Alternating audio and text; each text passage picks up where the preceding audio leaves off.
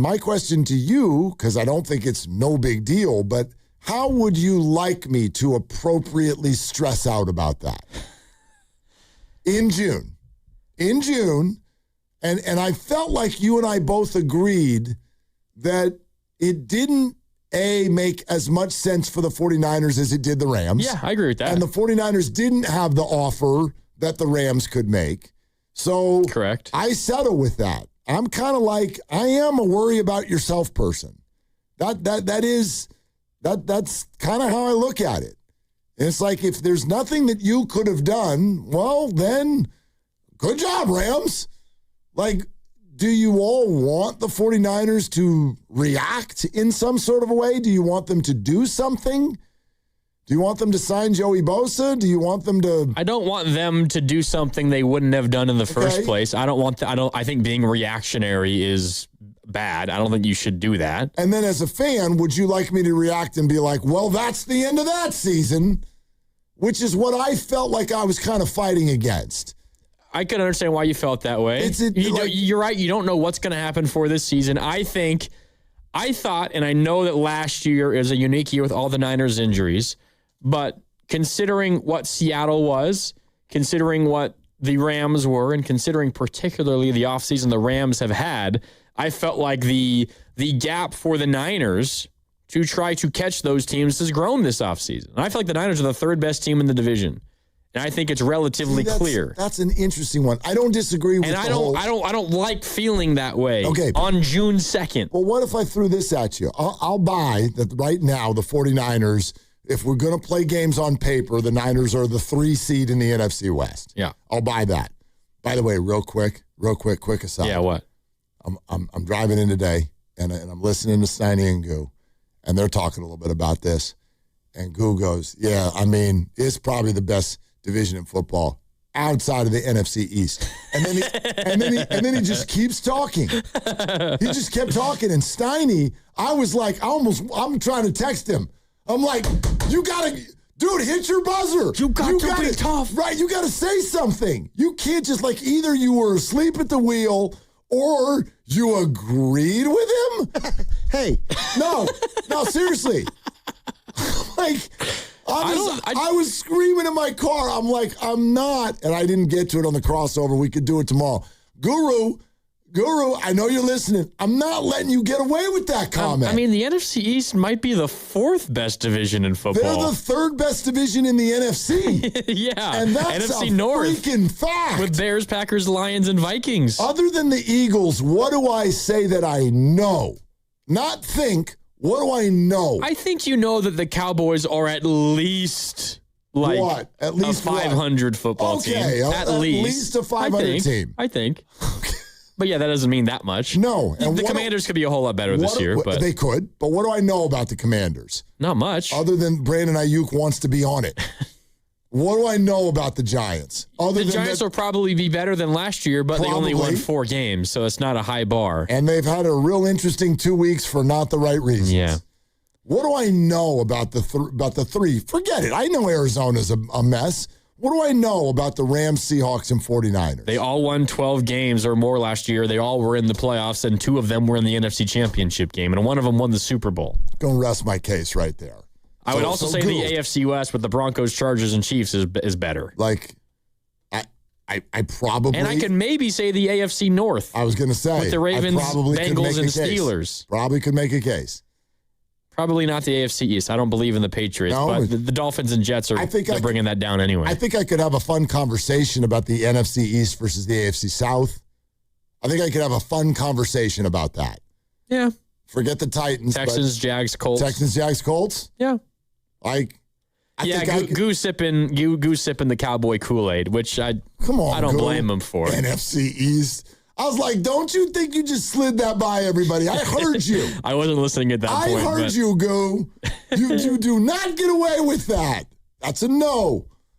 Okay. Yeah, I'd probably stick with NFC East as the 4th or 5th best, and there's only 8 in the whole NFL, so it's middle of the pack or bottom half. All right, so back to the point, which is if I go ahead and I agree with you that the Niners on paper are the 3 seed, but you just made the statement that you feel like the gap between them and the Rams and Seahawks has gotten larger this offseason. Yeah. That's a tough one for me because, like, Myles Garrett is phenomenal, and it makes the Rams better. There's no question about it. But couldn't I at least start an argument with simply the return of the 49ers players? I'm factoring that in. Closed the gap. I'm factoring that in. To start. Yeah. That closed the gap just to start as a baseline. Compared to the playoff loss to the Seahawks. Right. Yes. And then just that. And I'm not operating that the beginning of this offseason was a 40-point gap between the Niners and Seahawks. And then we've got to get into all the moves that were made in the offseason. Yeah, Odigizua and Mike Evans. Well, for all the teams. Oh, yeah. Myles Garrett, Trent McDuffie. I don't think the Seahawks have done anything this offseason that scares you. Have they? No, but they were just already so good. They were good. They're very good. I don't know who their running back is this year. You know what I mean? And you know me on drafts. I'm not going to put any stock into any of that yet. But the 49ers, the return of their players, the reworking of their receiver room, do I think they caught up? No, I don't. But as a baseline to me, that gets them closer. And then we get into all of the unknowns.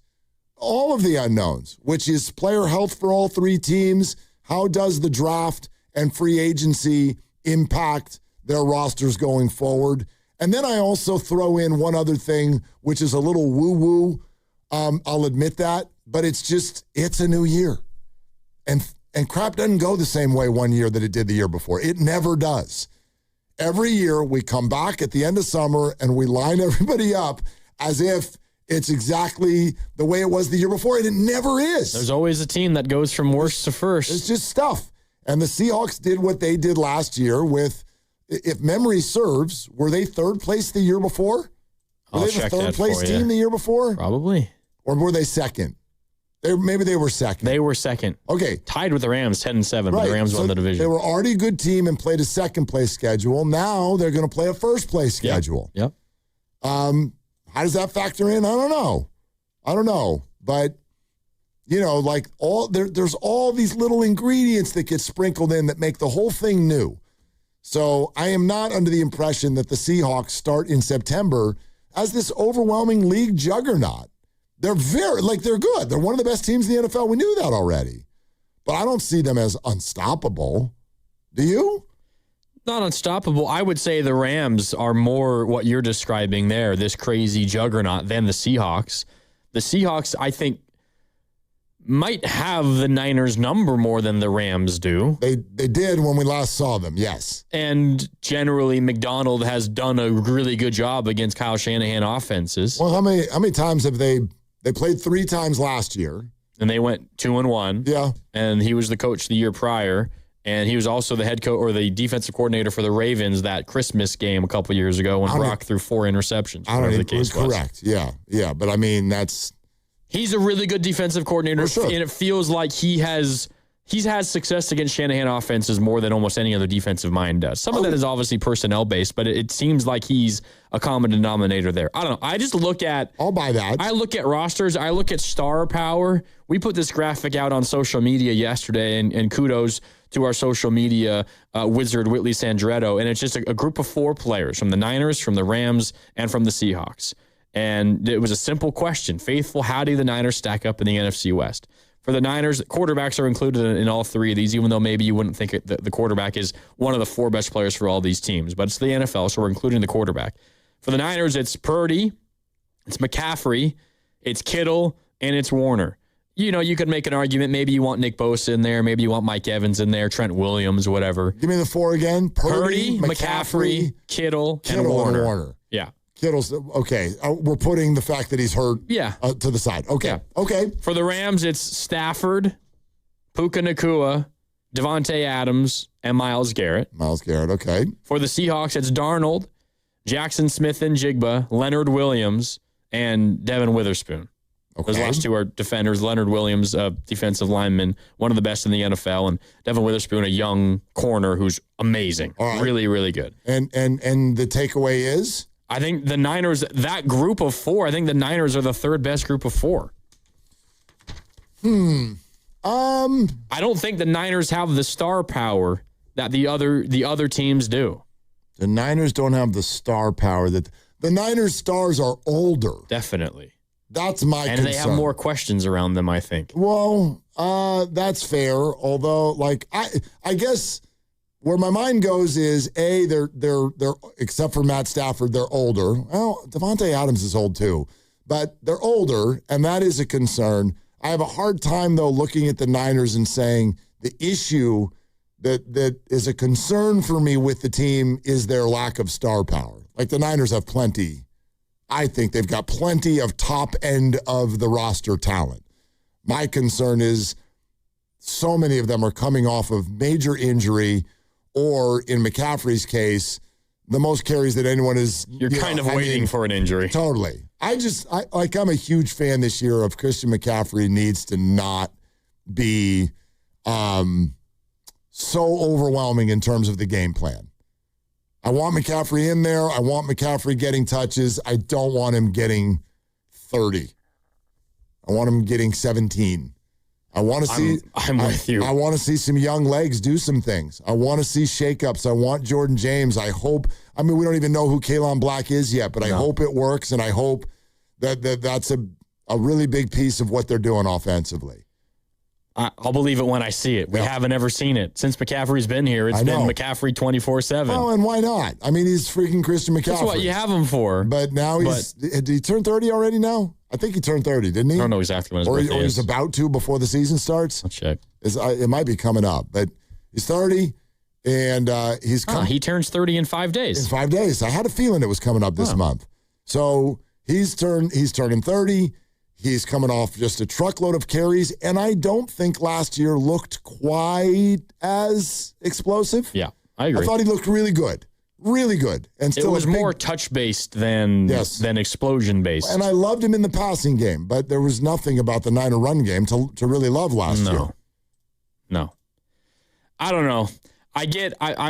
I tweeted about this yesterday, and I was getting a lot of hate, like, oh, you're already giving up on the season. You're saying it's over. I'm not saying that at all. I just think the Niners have a gigantic challenge ahead of them, and given how good they are, it feels like they should be a team that is favored or has a good shot at the 1 seed and a bye and a good situation going into the playoffs. And I just, for the life of me, that seems unrealistic. You just can't see it. It seems unrealistic to me. And it means the path for this team getting to where I want them to go in the postseason is going to take winning multiple road playoff games. And that just seems unlikely. So I think you're letting the division kind of overwhelm you, because I would look at it a completely different way. If I said, take 5 teams in the NFC, I want you to guess the 1 seed. And it's going to be in my group of 5. And you get 5 teams to draft. Are the Niners one of them? Definitely the Rams. Okay. Definitely the Seahawks. Okay. I think I'm including the Eagles in that. I figured you would. And then the other 2, no one from the NFC South. Exactly. Nobody East from the NFC East. Do I want to include a team in the North? I'm not a big believer in the Bears. Do I think a Lions bounce back? I would probably say Lions and Niners.